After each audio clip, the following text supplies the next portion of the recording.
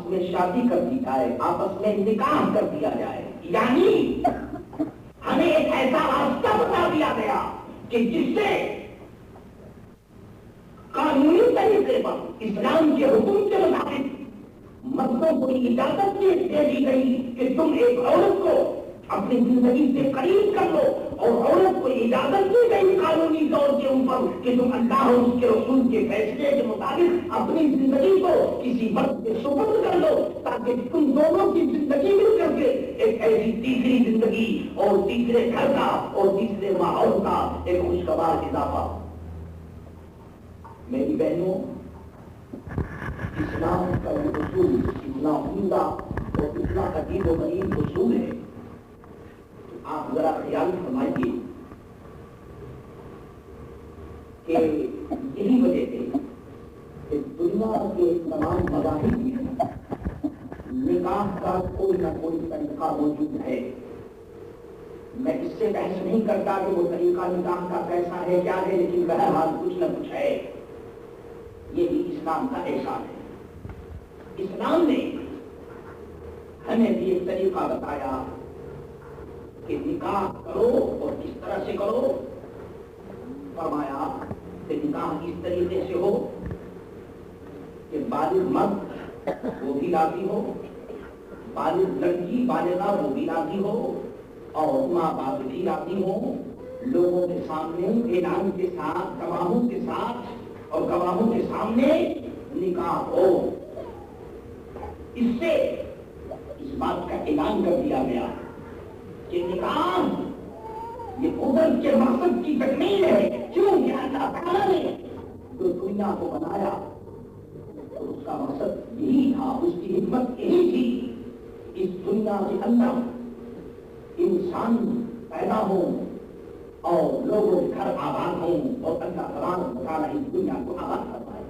یا ایھا الناس انا خلقناکم من ذکر وانثی وجعلناکم شعوبا وقبائل لتعارفوا ان اکرمکم عند اللہ اتقاکم ان اللہ علیم خبیر۔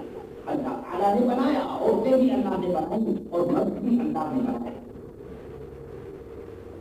تو یہ جو اسلام کا ایک آئینی اور اسلامی طریقہ تھا، ایک مرد کو عورت سے قریب کر دیا گیا اور عورت کو مرد سے قریب کیا گیا۔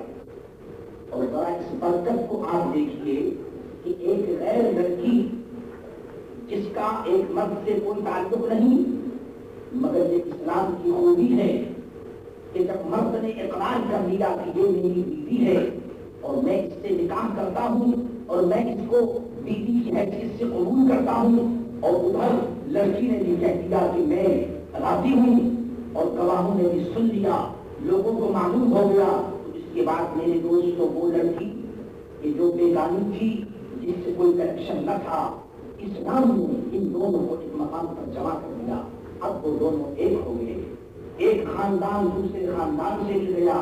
وہ لڑکی جو ابھی بیگانی تھی، لیکن گھر میں آتے ہی میرے دوستوں وہ گھر کا اور عورت کے گھر کا اور عورت کی سوسائٹی کا ایک امپورٹنٹ ممبر بن گئی، ایک اہم ممبر بن گئی، اور اس طرح سے ایک ایسے رشتے کا اور کنیکشن کا آغاز ہو گیا جو نکاح سے پہلے نہیں تھا۔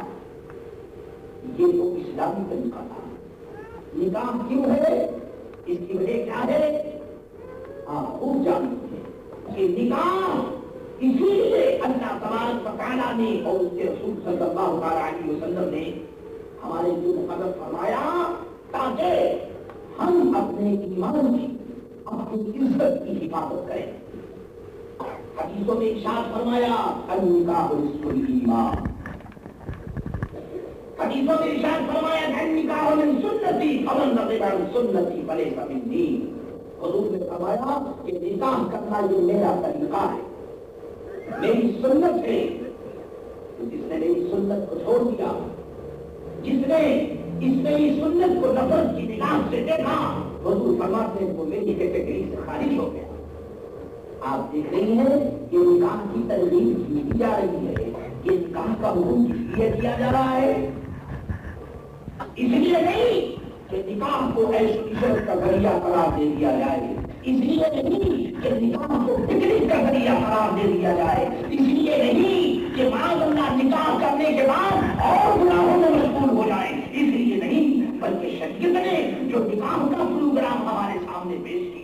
شریعت کا جو میرج پروگرام ہے وہ اس لیے ہے کہ ہمارے ایمان کی بھی حفاظت ہو اور ہماری عزت کی بھی حفاظت ہو. مقدس خواتین، آپ کو معلوم ہے کہ ایمان کے بعد ایک عورت کے پاس سب سے بڑی چیز کیا ہے؟ سنیے، ایک عورت کے پاس سب سے بڑی چیز نہ اس کے لیے دولت ہے، نہ اس کے لیے مقام ہے، نہ اس کے لیے کوئی سوسائٹی ہے. ایک مسلمان عورت کے لیے ایمان کے بعد سب سے بڑی چیز جو ہے وہ اس کی عزت ہے اور عصمت ہے. آپ یقین مانیے، آپ خوب جانتی ہیں، آپ خوب سمجھتی ہیں اور آپ کو اس حقیقت کا پتہ ہے کہ وہ عورتیں جن کو سوسائٹی میں اچھی نظر سے نہیں دیکھا جاتا، وہ عورتیں جن کو ہم بری نگاہوں سے دیکھتے ہیں، ہم سمجھتے ہیں کہ یہ کیریکٹر قسم کی عورتیں ہیں، یہ جو ہے اچھی عورتیں نہیں. آپ جانتی ہیں ان عورتوں میں اور گھریلو عورتوں میں وہ عورتیں جو گھروں میں رہتی ہیں، جو اپنے ماں باپ کی عزت کا خیال کرتی ہیں، جن کی نظر میں اللہ اس کے رسول صلی اللہ علیہ وسلم کا فرمان ہے، جو اس بات پر یقین رکھتی ہے کہ انہیں اس دنیا سے جانا ہے. آپ جانتی ہیں ان دونوں عورتوں کیا بازار میں بیٹھنے والی عورت، گندے کام کرنے والی عورت، فاحشہ کام کرنے والی عورت، بے حیائی اور بے شرمی کے کام کرنے والی عورت، اور ایک وہ عورت ہے جو عزت والی عورت ہے. ان دونوں میں کیا فرق ہے؟ آپ جانتی ہیں ان دونوں میں جو فرق ہے وہ یہی تو ہے کہ شرم و حیا. شرم و حیا کا فرق ہے، ورنہ دنیا میں سبھی عورت ہونے میں تو سبھی عورتیں. ان دونوں گروپ کے اندر فرق یہ ہے کہ گھریلو عورتیں جو ہوتی ہیں، ہاؤس ہولڈر جو ہوتی ہیں، گھر میں رہنے والی جو عورتیں ہوتی ہیں، جو گھر میں رہ کر کے اپنی زندگی کو شاندار بناتی ہیں اور شریعت کے سرجن میں رہ کر کے دین کی اور ملک اور قوم کی خدمت کرتی ہیں، ان میں اور بہیا عورتوں میں یہی فرق ہے کہ جو عورتیں مسلمان ہوتی ہیں، اللہ والی ہوتی ہیں، ان کے اندر شرم و حیا ہوتی ہے، اور جو دوسری عورتیں ہیں، گندی قسم کی عورتیں ہیں، ان میں شرم و حیا نہیں ہوتی.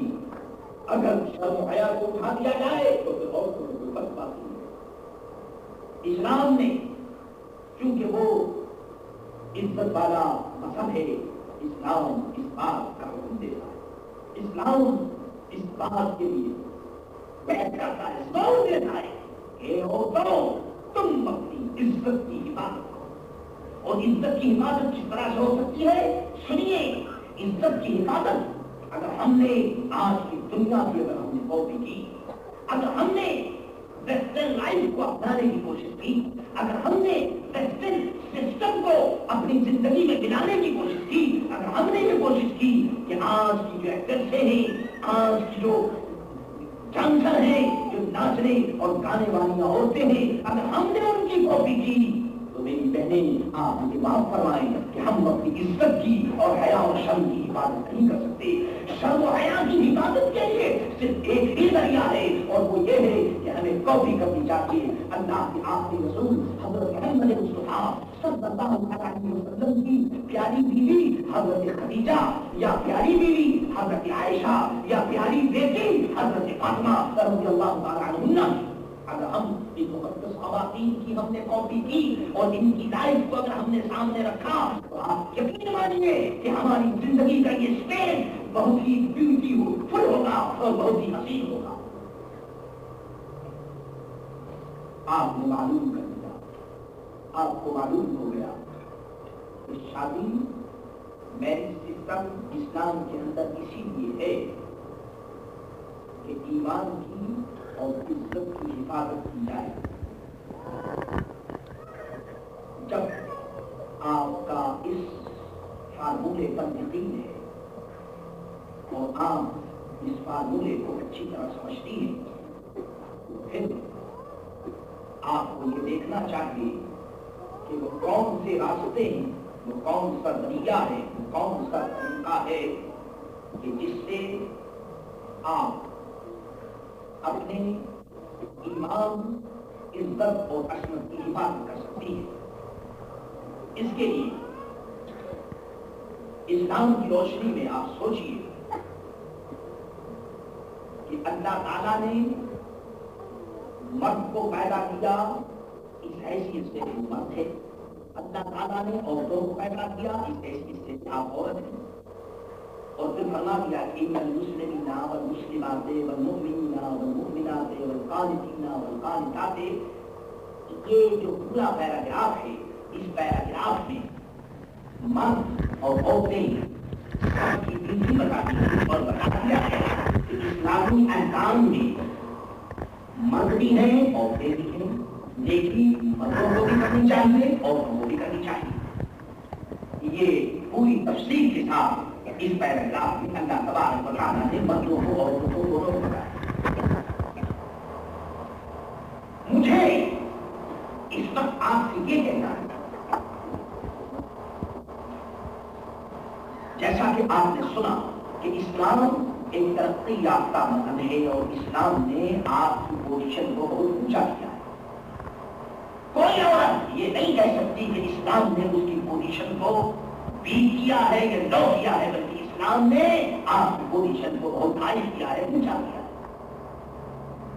تاریخ کی کتابیں اس سلسلے میں دیکھی جا سکتی ہیں اور بے شمار واقعات اس سلسلے میں بتائے جا سکتے ہیں۔ اس موقع پر ہمیں اس بات کو دیکھنا چاہیے کہ مردوں کا سرکل کیا ہے اور عورتوں کا سرکل کیا ہے۔ آیا مرد و عورت ایک ہے یا دو؟ مردوں کی جو کوالٹی ہے وہ عورتوں سے الگ ہے یا عورتوں کی جو کوالٹی ہے وہ مردوں سے الگ ہے یا ایک ہے؟ اس چیز کو نیچرل طریقے سے ہمیں غور کرنا چاہیے۔ ظاہر ہے کہ ہم میں سے کوئی آدمی یہ نہیں کہہ سکتا کہ مرد کی کوالٹی، مین کوالٹی اور ویمن کوالٹی دونوں کی کوالٹی ایک ہے، بلکہ اسلام کی روشنی میں تو یقیناً آج کی سائنٹیفک دنیا کے اندر بھی اس بات کو ماننا پڑے گا کہ مرد کی جو کوالٹی ہے وہ ایک سمیت کوالٹی ہے اور عورت کی جو کوالٹی ہے وہ ایک سمیت کوالٹی ہے۔ ان دونوں کوالٹی میں دونوں قسموں میں بڑا فرق ہے۔ اگر یہ بات صحیح ہے اور یقیناً صحیح ہے، آج کی سائنٹیفک دنیا نے اس کو تسلیم کر دیا ہے اور اس بات کو بھی تسلیم کر لیا کہ دونوں کے مٹیریل میں، دونوں کے اعضاء میں، دونوں کی باڈی میں بھی بڑا فرق ہے۔ آپ مرد کی باڈی کو دیکھ لیجیے اور عورت کی باڈی آپ کے سامنے ہے، دونوں کی باڈی، دونوں کے اعضاء، دونوں کے جسم، ان تمام چیزوں کے خود اپنے بڑا فرق رکھا ہے۔ لہذا اس فرق کو دیکھتے ہوئے ہمیں اس بات کو دیکھنا ہوگا اور اس کو سمجھنا ہوگا کہ ہماری ڈیوٹی بھی الگ ہے۔ جو ہماری ڈیوٹی ہے، ہمیں اپنی ڈیوٹی کو چیک کرنا ہے اور دیکھنا ہے کہ قدرت نے ہمیں کس لیے پیدا کیا۔ مقدس خواتین، پیاری بہنوں، آپ جانتی ہیں، آپ کو یہ بات معلوم ہے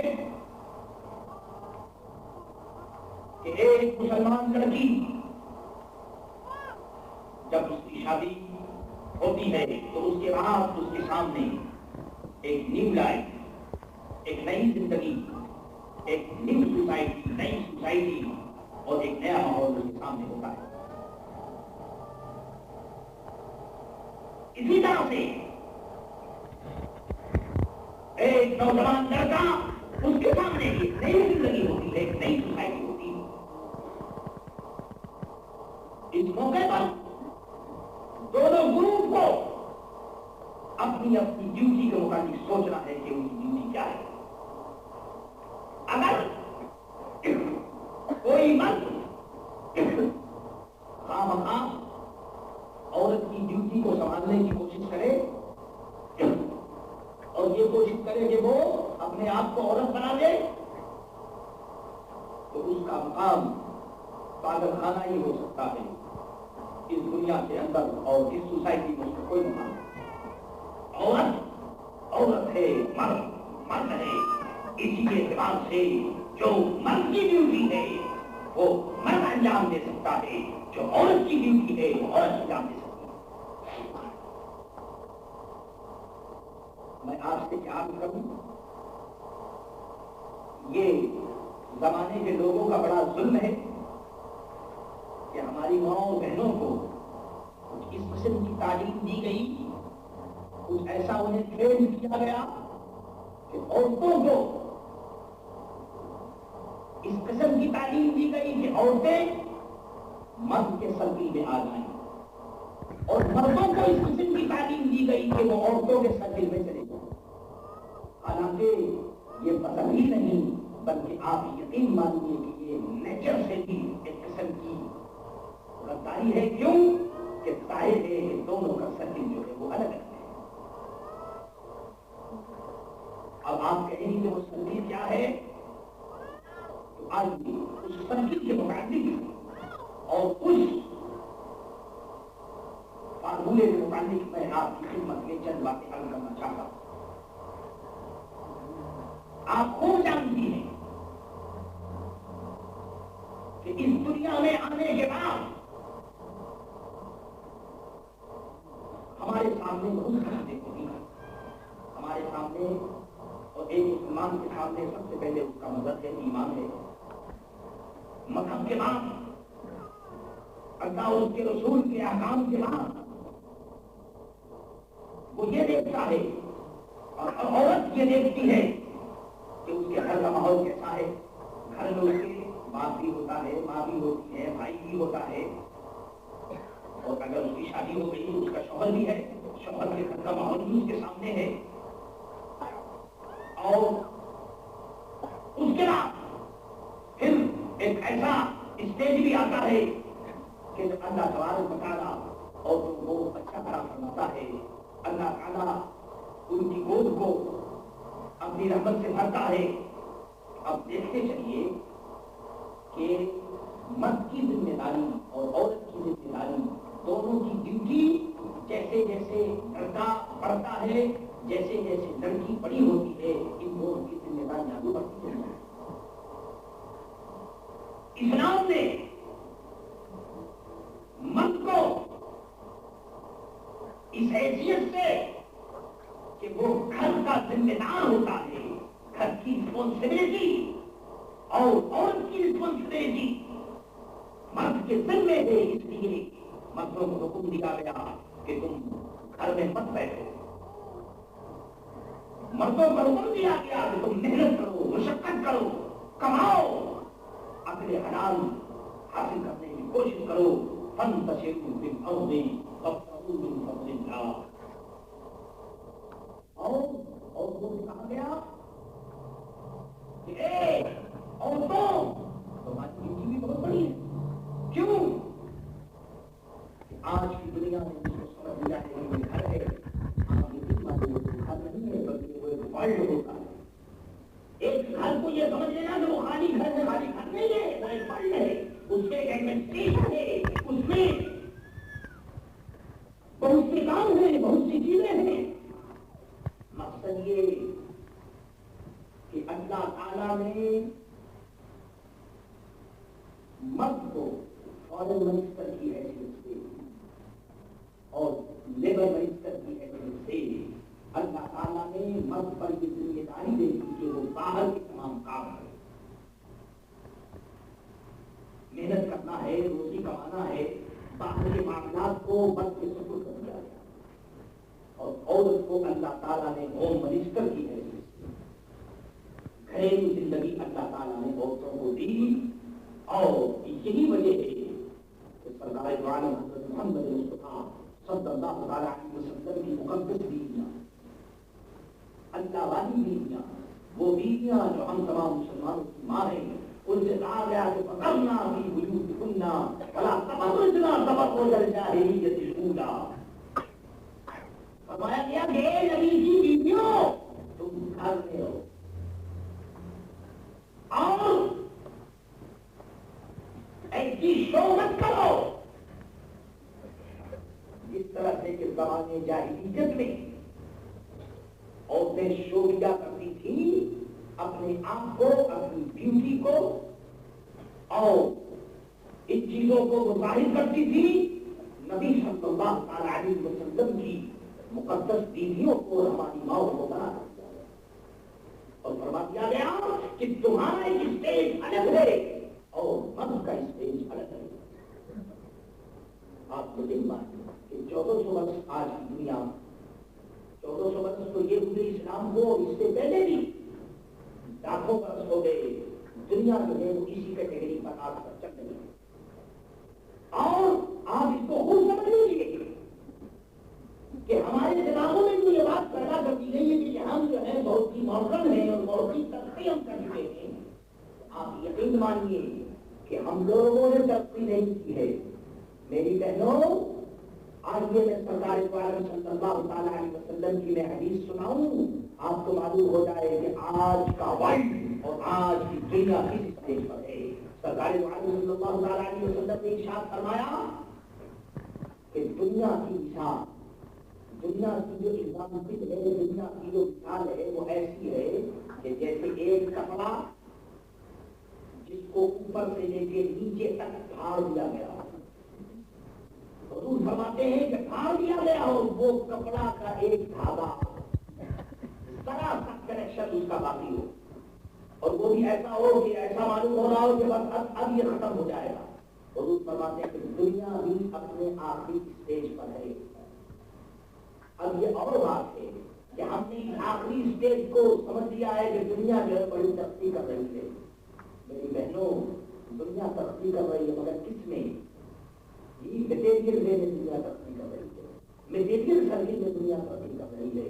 یاد رکھیے ترقی اگر مٹیریل سروس کا نام ہے تو آپ یقین مانیے کہ اس سے پہلے حضرت سلیمان علیہ السلام کے زمانے میں حضرت داؤد علیہ السلام کے زمانے میں دنیا اس سے بھی زیادہ ترقی کر چکی جنہوں نے دنیا کی اسٹارٹنگ اسٹیج کو اور جنہوں نے دنیا کی جوانی کو نہیں دیکھا تو ان کو کیا معلوم کہ آج دنیا ترقی کر رہی ہے یا کیا کر رہی ہے.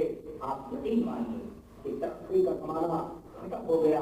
اب ہم آخری اسٹیج پر ہیں لیکن ہم اپنے خیال کے مطابق یہی سمجھتے ہیں کہ دنیا ترقی کر رہی ہے تو چلیے دنیا کو ترقی کرنے دیجیے لیکن ایک مسلمان ہونے کی حیثیت سے آپ یہ دیکھیے کہ ہم کس قدر ترقی کرتے ہیں.